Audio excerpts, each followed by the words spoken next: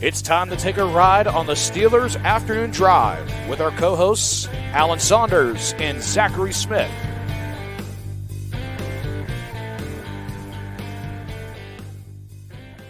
Welcome into another episode of Steelers Afternoon Drive. I'm Zachary Smith. That is Alan Saunders. Alan, I'm back from Saint Vincent College, back in my normal setting here in the basement. Got the air conditioning, brought back some sunburn with me as well. Very odd spots, like the back of my neck was lit up and like the back of my legs. The sun was beaming down behind us yesterday. So that's what got lit up. Like my arms in general aren't that bad. My face isn't that bad, but brought some back with me for sure. I don't get burned too much anymore. I just get different tan. I think actually, so you were also on. It was timed pretty well. You had vacation. Yeah, you gotta plan this out as a vet of the beat. You gotta understand how it works. I gotta say, I really liked having you at Saint Vincent. I missed the music though. It's good to be back on Monday afternoon. We made it through Monday. I made it through a Monday off, which I just I get home from training camp last night and there's a water main break at my house. That's what I come home to. Just flooding the street. So I had no water. I couldn't even take a shower after like baking in the sun all day at training camp yesterday. I need to do laundry before I go back to Latrobe tomorrow. I haven't done that yet. So it's been a great Monday over here. You had the water people at your house yesterday. I had the gas people at my house literally right before we started recording this. So this is why you just don't leave training camp. You just stay out there. So honestly, there were parts of me that wish that I could, but I was also ready to be back. There were definitely parts. In terms of the heat is really the big thing that got me this weekend. Would have been perfect if we were talking like in the 70s. I mean, would have had absolutely no complaints. There's 0 days I know training camp history in the 70s. I don't think. Never happens. Being a bigger guy, that's what I was. This has actually been a fairly cool year up until Saturday and Sunday. But even that, I mean, temperatures were only in the mid 90s. Like we've had 105 out there before. Yeah, I would have been. Yeah, go Alan, go do your thing. I'll stay back in the media room and do what I can from here. But no, I really enjoyed the experience. That was how we were talking before we started recording, how we wanted to open the show up, just kind of recapping, going over the last couple of days. Kind of talked about it on the practice reports that we had done Saturday and Sunday. But man, like definitely have such an appreciation for the people on the beat that is their daily grind, especially during training camp, doing that out there in that heat that we are talking about, just the lifestyle requirements that it takes, the sacrifices that it takes for you, your family as well. You just mentioned getting back home. So obviously, was away from seeing your wife for a few days, then you'll be leaving again. So there's a commitment there for sure. Also the appreciation that I have for the fans. I mean, I already did, but Steeler fans are nuts. We a cap tip to an anonymous tip that we got about a fan camping out at like 10 p.m. the previous night. So on Saturday night for Sunday's practice, we were like, is this real? So we took a drive back to practice and sure enough, somebody parked off to the side there waiting for practice on Sunday. Just insane. And then you see the way that the fans show out. Patrick Queen talked about it. This is obviously his first training camp here. Mike Tomlin gave him, a fair warning in terms of what the fan reaction would be like in a positive way. I say fair warning in a positive light there. Just already the way that he's acclimated himself. But I mean, man, it's an awesome environment for the fans. Obviously, it's, in my opinion, the most special, unique training camp experience that there is around the league. And to be a part of that on the other side now, like I said, I haven't been there as a fan since 2018. So to go back there and have the access that I did, super thankful for you for being able to hook that up for me. But definitely had some eye-opening things throughout the weekend as well. Yeah, man, it's a really special place in the NFL in terms of the fans, the environment, everything. We hear it from every national writer that comes through about how special it is, how different it is. I was talking to Dante Jackson, and Carolina does go away. They go to Wofford College, I believe, for their training camp. And he was like, yeah, we were there, and I've been to a bunch of joint practices over the years, and nothing is like this. Like, nothing is anything close to this. And I think it's man, like I hope Steelers fans don't take it for granted because it's like a really, really special thing. It's the last of its kind. There's nothing like that. I don't know if it's going to last forever. I know Art Rooney is an owner that really cares about traditions and things like that, and I know he'll fight for a long time to keep it that way. But man, to go out there and to get that kind of access to the team, the players, it's really cool. It's really cool. So I hope people take advantage of it. Don't take it for granted. I wanted to mention too. So like we had that early media availability the first day, Saturday, which was useful or non-useful depending on how you look at it. But we're standing there waiting for the players to come up from their walkthrough or come back out, however, to try to grab some guys. And you just see the fans like rush the barricade to try to get autographs. And I saw a couple people that I know actually got a shout out real quick from somebody who, if you're watching or listen to the show, shout out to, I actually don't even know who it was. I just heard my name and threw up a peace sign. So, but appreciated that. But that just goes into showing like how early people get there just to have a chance, like hopefully have a chance to have a player or I want somebody that I talked to coach. They were trying to get Coach T's signature on a helmet because they have like basically the rest of the coaching staff so far besides Tomlin on this helmet. But yeah, I mean, again, all these things just add to the uniqueness. Man, honestly, one of my top takeaways, and we didn't go in there until the second day yesterday. The cafeteria, what a place that is! I just like if that was. I don't like to brag, but that's probably that's the best part of training camp. I mean, my God, like that. Yeah, that is. You mentioned Saint Vincent College and Steelers training camp being a special place. That is a special place. I wish I could just walk there at least once a week. Just head in there. Yeah, that's pretty nice. It's how we can be working for 14 hours a day, spending most of it walking around in ungodly heat and humidity, and somehow don't lose any weight while we're training camp. Not like the whole beat comes back skinny. Well, between that and the evening activities, there's a two-parter there. Yeah, I mentioned Dino's and Sharkies, which we hit up the first night on the practice report thing, but one thing that I like, it just lined up with when I was able to come out there and when it made sense because of our 1-year anniversary of doing the show, just happened to be the day that they were announcing the newest Hall of Honor class, and they do a lunch for that too.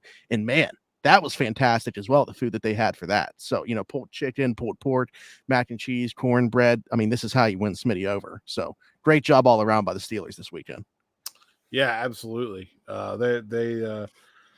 Oh man, one of my very first editors in this business, on like one of my very first assignments, I was like not gonna go like get the media spread because I was working on something. He was like, "Man, you're not gonna be well paid in this business. You may as well be well fed." And I've taken that to heart ever since. So yeah, I'm glad you had a good time. It was a fun experience. I'm excited to get DB out there next week and do it again. So yeah. Absolutely. And I'm looking forward to it for Derek. I know that he's had, some similar experiences. He's been credentialed for things in the past, but I'm excited for him to get out there and do this and see what his takeaways are and how different he views things through that lens, through doing that. So excited about that. Let's talk about some of the football stuff though. Obviously over the last couple days doing the practice report stuff, we've talked about guys that have kind of stood out in a good way. Somebody that I mentioned for me over the weekend that I thought was really rising to the occasion was Payton Wilson. Just feel like he's always around the ball. Talking to Pat Freiermuth about him yesterday, he said he's just different. He just moves so easy. He moves different. It's just effortless the way that it looks. You feel like, though, people are maybe having too much of an expectation in terms of how much they're going to see him right out of the gate. Yeah.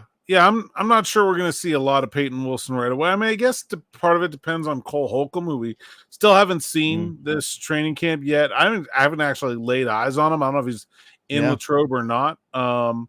But I think part of it depends on where he is, if he's ready for the start of the season or not. If not, then I guess we could probably see maybe some Payton Wilson and some nickel alignments in addition to the dime, because Landon Roberts isn't, what I'd call a coverage specialist. He certainly can do that job, and we saw him do it pretty well down the stretch last year. Way better than I anticipated. When there was nobody else to do it, and he took it all on himself. But I think it's a team specific thing. Baltimore can play nickel, but it looks a little different. It looks a little different. They got some heavier guys in there than some other teams, like maybe Cincinnati, for example, where you want covering Tyler Boyd down the field, or it's Jermaine Burton, but whichever. But yeah, I think I don't know. If I build a depth chart right now, I'd be fourth. I don't know. It's just hard for me to see like people are talking about him like AFC Rookie of the Year. I'm just I don't know how we get there. Like there's a lot of good players in front of him and guys that are going to play. I don't know. I don't really see it. Yeah, I mean, don't get me wrong. Love the pick, especially I think that they got great value with him. He was my number one linebacker and everything like that. But in terms of a year one projection, I'm with you right now, at least on the surface. Like, Landon Roberts is on an expiring deal, so maybe he isn't back in 2025. Who knows what Cole Holcomb is going to look like even in 2024. Like, I see the path there in the future. It's just not necessarily in 2024. I think that they got a heck of a player. I just don't know that we're talking about, like, if somebody's throwing out the idea of him winning Defensive Rookie of the Year right now, that seems a little bit off base. I'd be like looking more like an impact similar to what Keanu Benton did last year, and I think that would be a really good year for him. Like I think that lines up with about what I expect.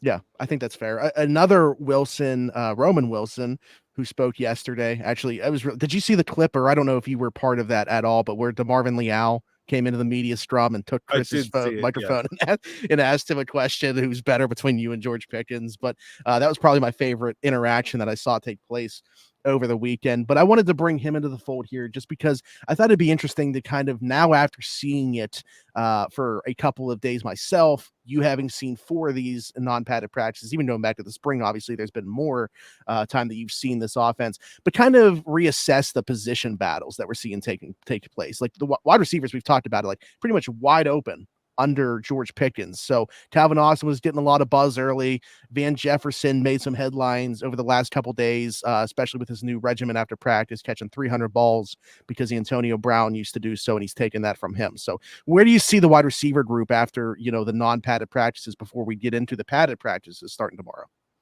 Yeah, you mentioned something there I wanted to touch on today. Okay. We had a comment over the weekend like, oh, you guys are overreacting. It's only 4 practices. I mean, yes and no. It's 4 training camp practices. Those 4 training camp practices are structured basically identically to the 13 OTA and minicamp practices I've already seen.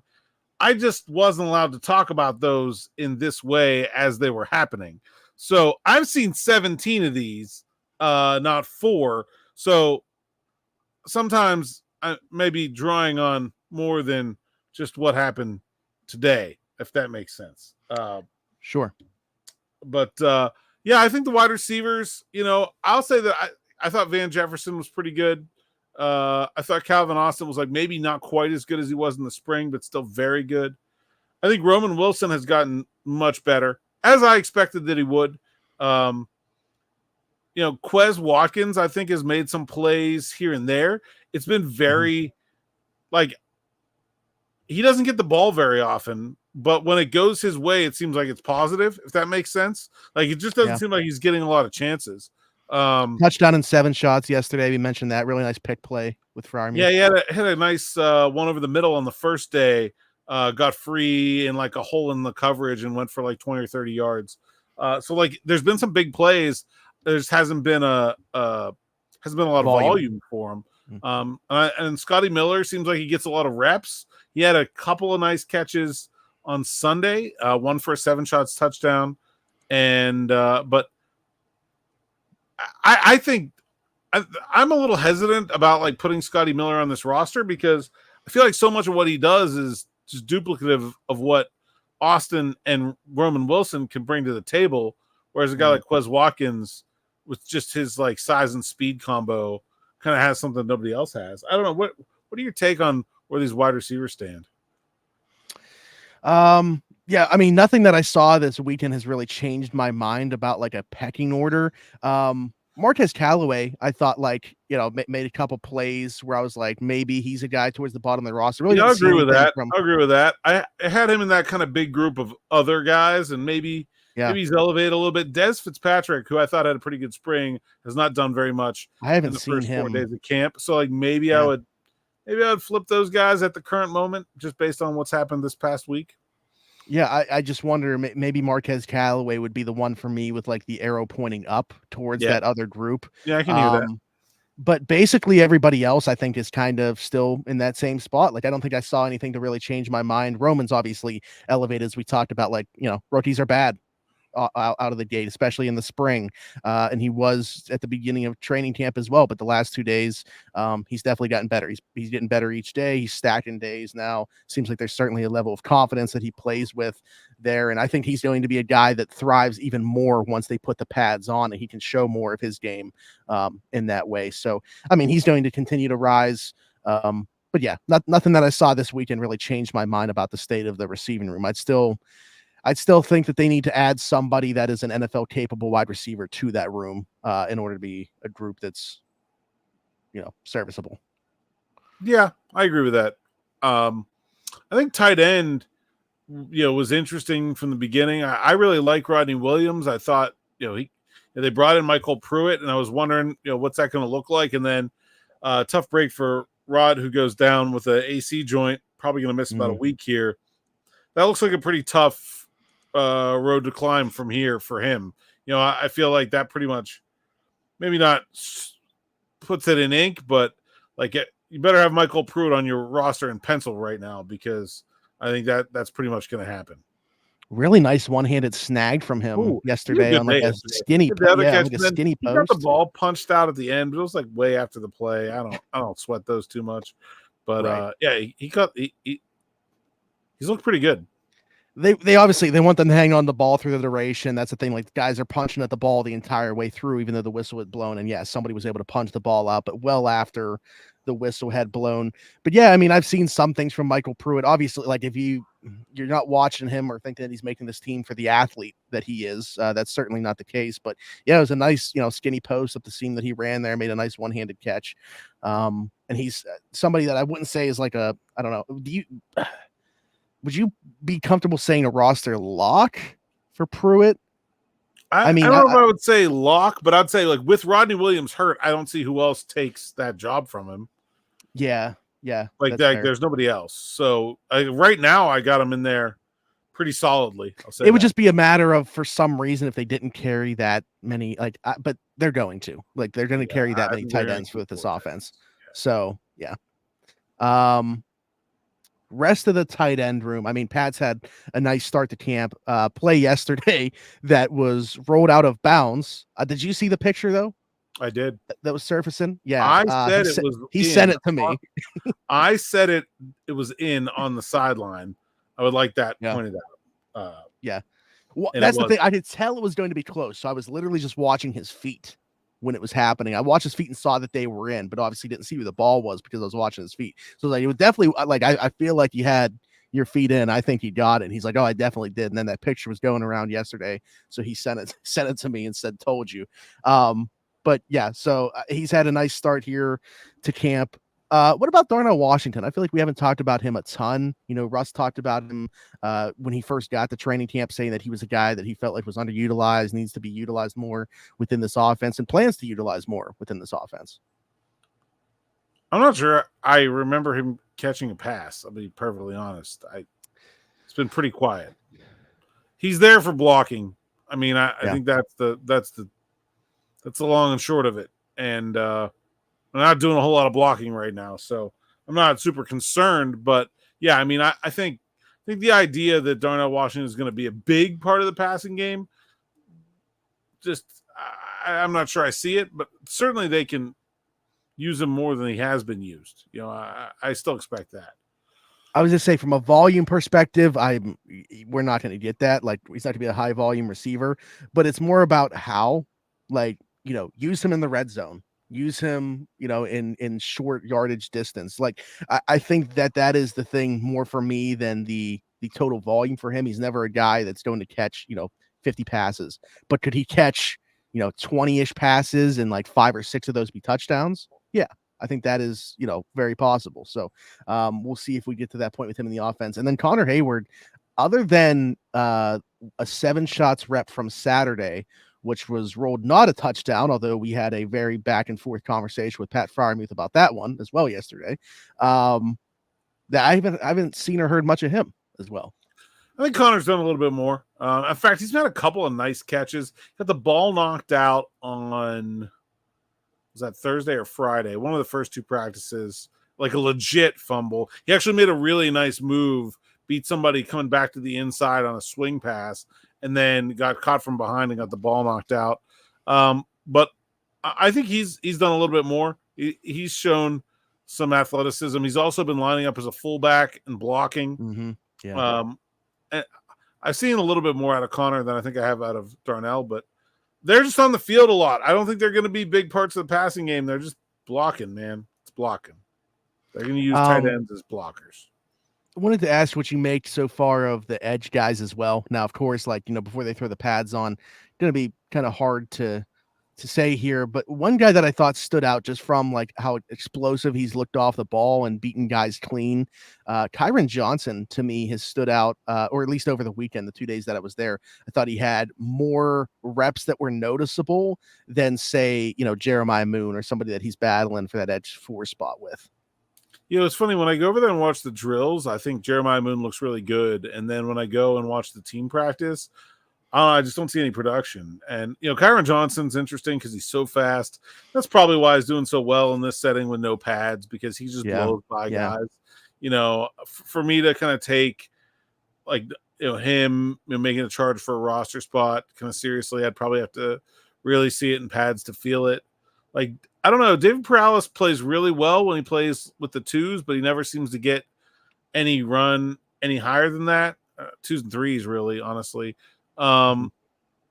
It's definitely a spot where I don't think anyone's jumped up and grabbed that job. It still feels wide open to me. And that's a good point about the setting with Kyron Johnson too, because he is a smaller edge rusher. So it's going to be interesting to see how that's going to translate for him.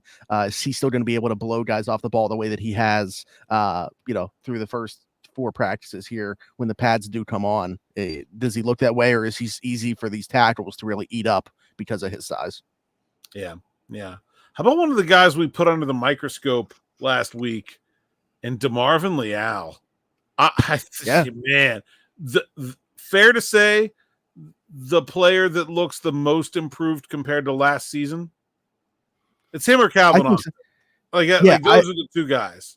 I had my eyes on him quite a bit over the weekend just because of the buzz that I had gotten, or we've talked about prior to. So I was like, once I get there and I'm able to see the team and be around them and have eyes on them for myself, this is somebody that I really need to highlight and make sure that I'm watching quite a bit. Other than obviously when he asked Roman Wilson a question on the field, I had to see what he was looking like as well. But yeah, I mean, certainly he certainly looks much improved. It feels like there's more of a plan with him now. I think that's the thing that's kind of been lacking for him up to this point, which he got off to a good start. Then he had that knee injury, and then it's just gone downhill for him since. So certainly rooting for him. But yeah, I think just in terms of expectation to where we are right now, most improved.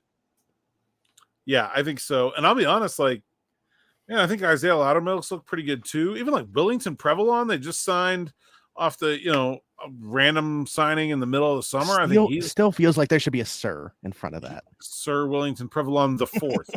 Yeah, something like that. He's looked really good. Braden Fajoko's looked really good.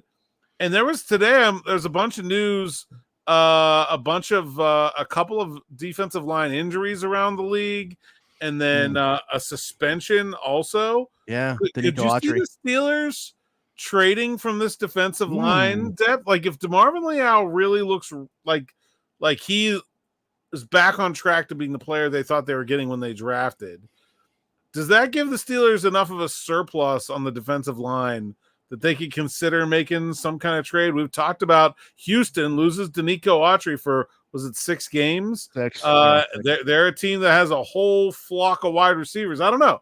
Just something that got interesting to me. The Colts pure lost football trade.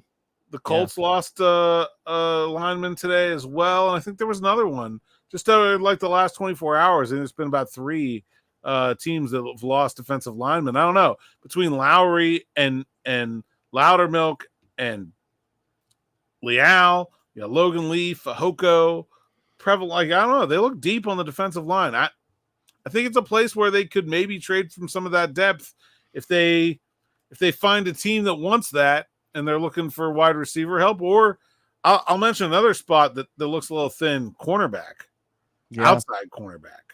Mm-hmm. Yeah, Dante Jackson's had a really good week. Okay, let's do this first, and then I want to do something first, then we can talk about the corners. Just I want to ask if somebody were to ask you who have been your 5 biggest winners so far before the pads come on, who would they be?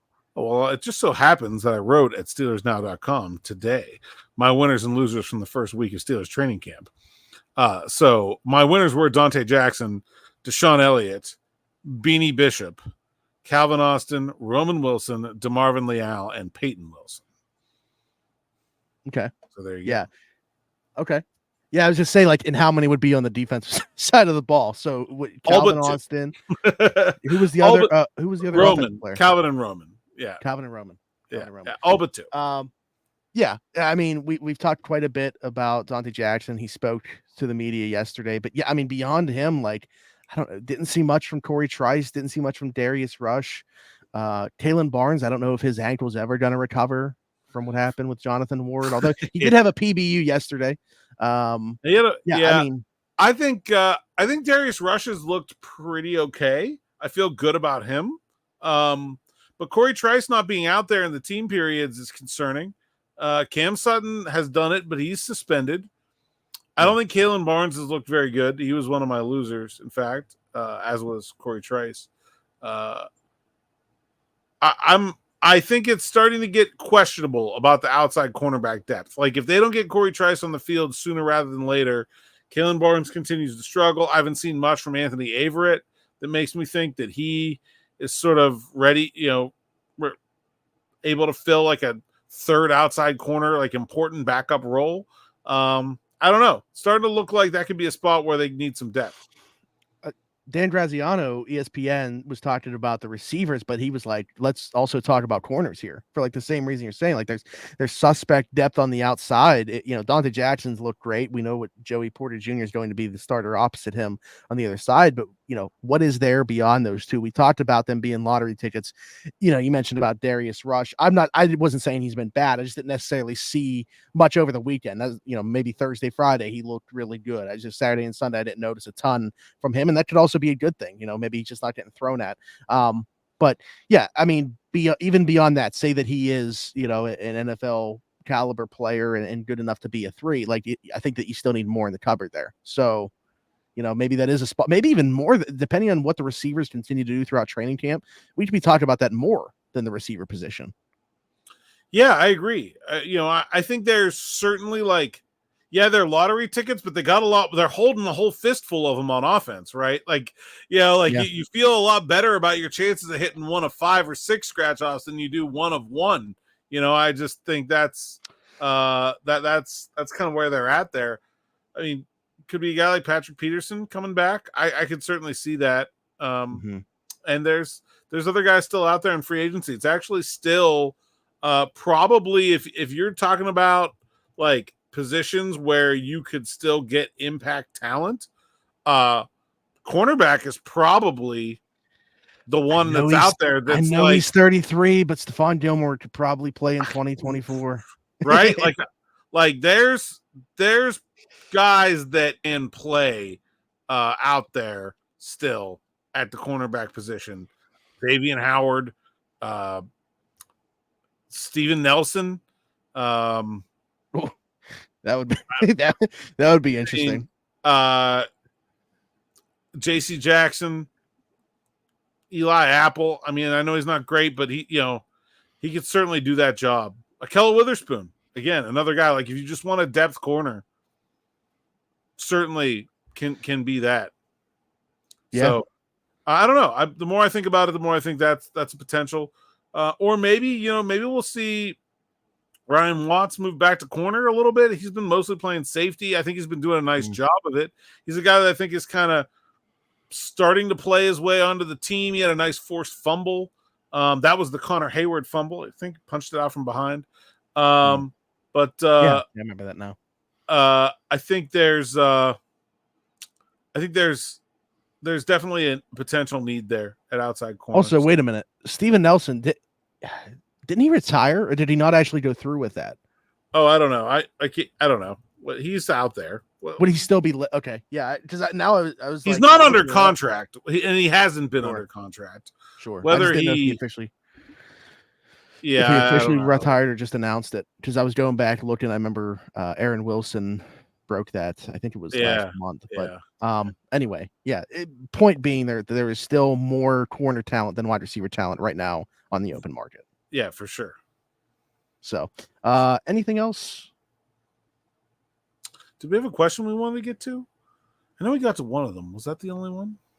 I tied in the Payton Wilson thing just within the conversation about him. So, cool. Yeah, keep those questions coming. Love those.